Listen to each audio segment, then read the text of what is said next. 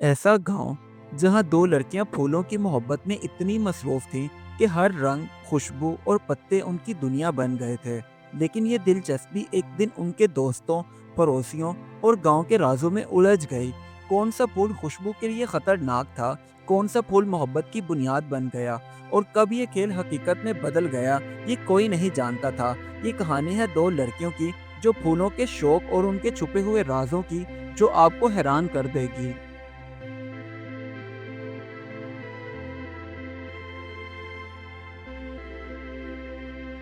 एक छोटे से गांव में दो लड़कियां, माया और नाज, फूलों की मोहब्बत में इतनी मगन थीं कि हर सुबह बाग में खुशबू सूंघती और रंगीन फूल तोड़ती। गांव के लोग उन्हें अजीब नजरों से देखते, मगर लड़कियां अपनी दुनिया में खुश रहती थीं।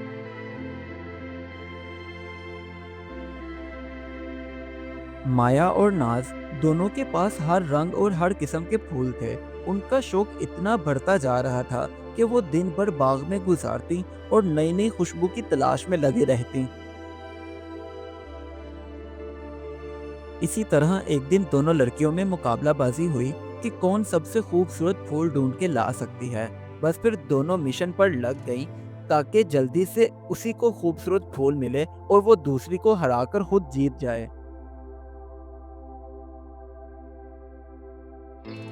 माया को ढूंढते ढूंढते एक अजीब और नायाब सा फूल दिखा, जो रोशन रंग का था और खुशबू भी बहुत तेज थी।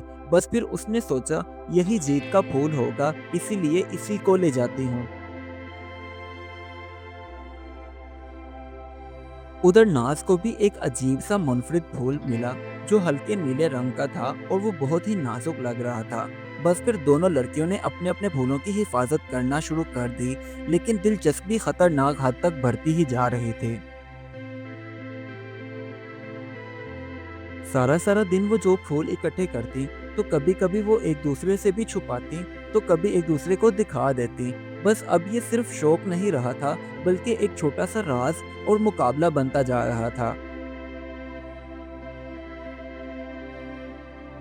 गांव के लोग जब भी उन्हें देखते तो हैरान होते हुए कहते, ये दो लड़कियां हर रोज फूलों में इतनी मसरूफ क्यों रहती हैं, घर के कामकाज क्यों नहीं सीखती। तो कोई कहता, यार अभी वो बहुत छोटी हैं, खेलने कूदने के दिन हैं, बड़ी होंगी तो सीख जाएंगी। तो कुछ लोग कहते, ये फूल उनके लिए मामूली शौक नहीं, कुछ और है। अब दिन ब दिन माया और नाज का बाग रोज ब रोज रंगीन होता गया और हर दिन नई खुशबू लाता। लेकिन दोनों को ये मालूम नहीं था कि एक फूल ऐसा है जिसकी खुशबू खतरनाक भी हो सकती है। एक दिन माया अकेले बाग में गई, वहां उसे बहुत ही खूबसूरत फूल दिखे। बस उसने फिर उनकी खुशबू कुछ देर तक अपने सांस में ली कि अचानक उसे चक्कर आने लगे और वो वहीं गिर गई। ये एक खतरनाक अलामत थी।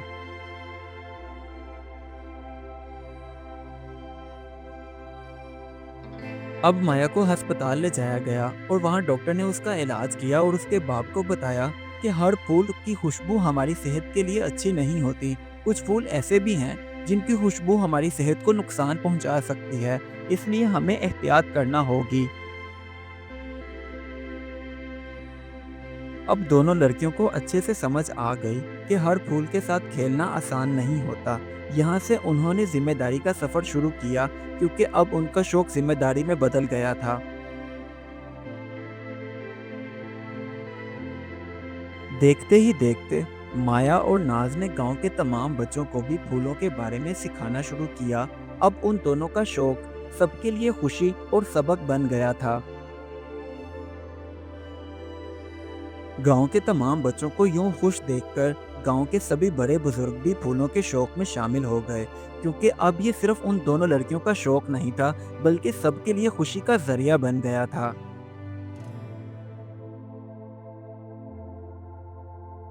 अब माया और नाज हर फूल का ख्याल रखती और नए फूल उगाने की जिम्मेदारी भी लेती, क्योंकि उनका ख्याल था कि उनका गांव सबसे ज्यादा खूबसूरत दिखे और दूर दूर से लोग उनके गांव की खूबसूरती को देखने के लिए भी आएं।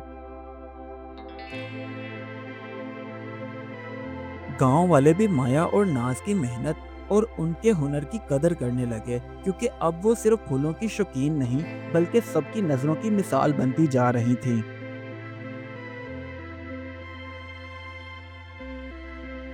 क्योंकि शौक और मोहब्बत अगर जिम्मेदारी के साथ हो तो खुशी और सबक दोनों लाती है। इसीलिए माया और नाज ने यह भी सीखा कि हर चीज की हद जरूरी है।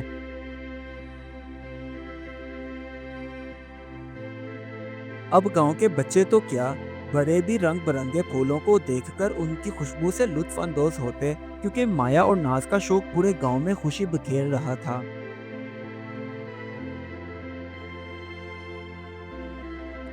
आखिरकार माया और नाज का ये ख्वाब पूरा हुआ। अब उनके गांव में हर किस्म का फूल मौजूद था। उन दोनों की कहानी हमें ये बताती है कि मोहब्बत और शौक और जिम्मेदारी का तवाज़ुन ज़रूरी है। इस कहानी से हमें ये सबक मिलता है, शौक अच्छा है मगर एहतियात और जिम्मेदारी के बगैर नुकसान भी हो सकता है।